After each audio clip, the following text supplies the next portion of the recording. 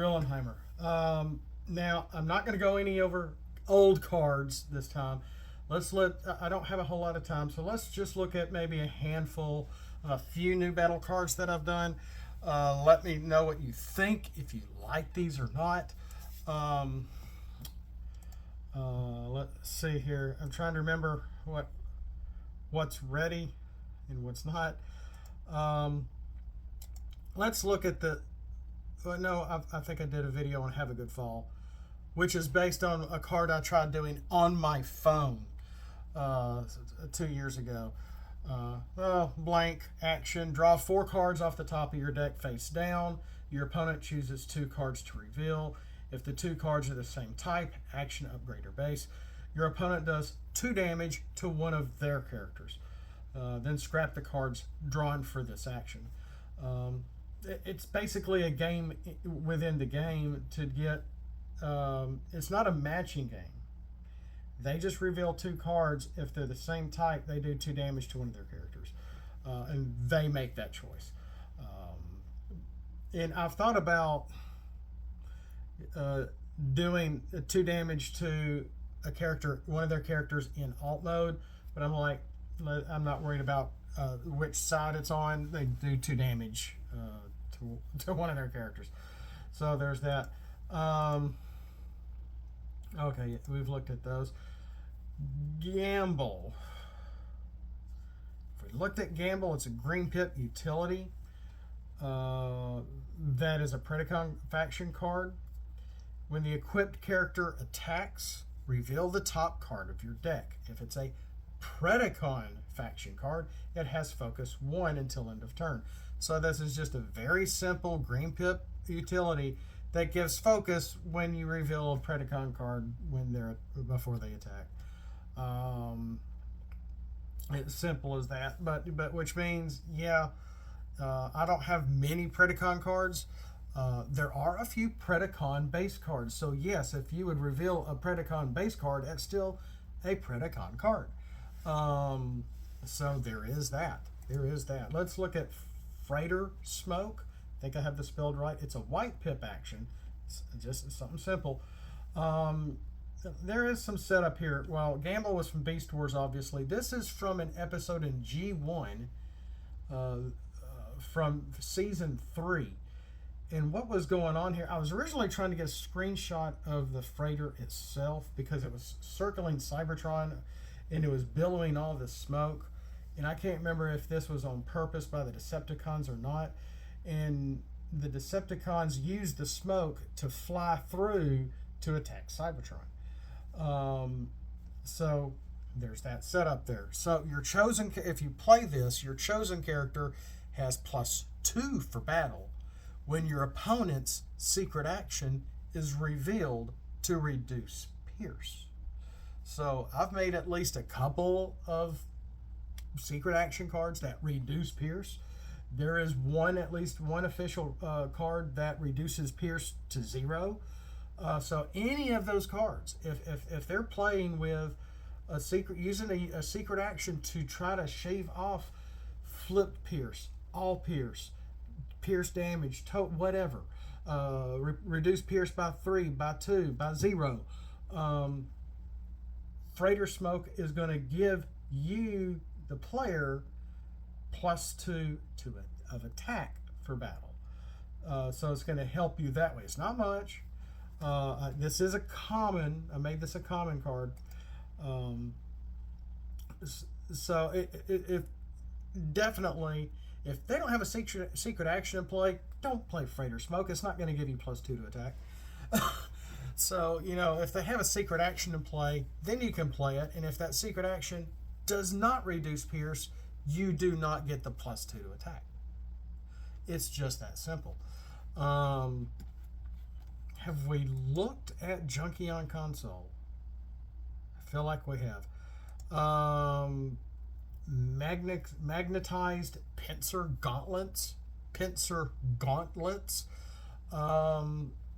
Which is really just not really much of a gauntlet, but it's these 2 things that come out from Transformer animated Ratchet. and he's zapping he was using it to move the rocks out of the way of the asteroid they were on to reveal the space bridge that was there. And he did use it for attack on occasion, and they would go back into his arm. So when you put this, it's a black green weapon with only one to attack. But when you put this on a specialist, it has Pierce 3 until end of turn. So this might be, it's a weak card, but it's a nice card to give you Pierce 3. But Grillenheimer, we have better cards than this.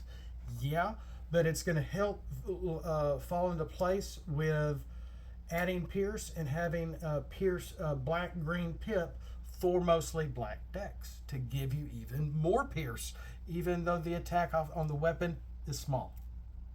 Okay, that's the trade-off. Plus, you can get it on the flip. So yeah, it's not a focus. Fusion bore. That's what I'm trying to think of. Fusion bore. Okay, so in another video, I've already gone over the mass shifter and parts conversion. An overview, I believe. Let's look at the personal timepiece. So personal timepiece. Well, wait a minute. Okay, I think we've looked at Sucker Punch. Sucker Punch is a blank secret action. This and it's a star card as well. That's going to give 3 damage to the attacker. So that's big. That's I thought it warranted a star. So this is a starred version of Bolt of Lightning. Okay. So reveal when one of your Decepticons defends in bot mode. So there is a stipulation here. You have to be playing Decepticons. They need to hope you're get this in play. Your opponent goes into one of your Decepticons in bot mode. You get to flip this and do 3 damage to the attacker. If it KOs the attacker, the attack doesn't, of course, happen. They can't just pick anybody else to attack. So there's that. But it is a nice variation on the star card Bolt of Lightning as a secret action. Since it is stipulating Decepticons in bot mode, maybe it may not need to be a star card, but since you're getting 3 damage on the backside of a secret action, that's big. So I'm going to leave the star on there. The sword arm of that is not done. T-Cog. The T-Cog is another blank utility, +1 to attack, put on 12 star characters and up only. So when the equipped character flips from bot mode to alt mode, each of your other characters has bold 1 until end of turn.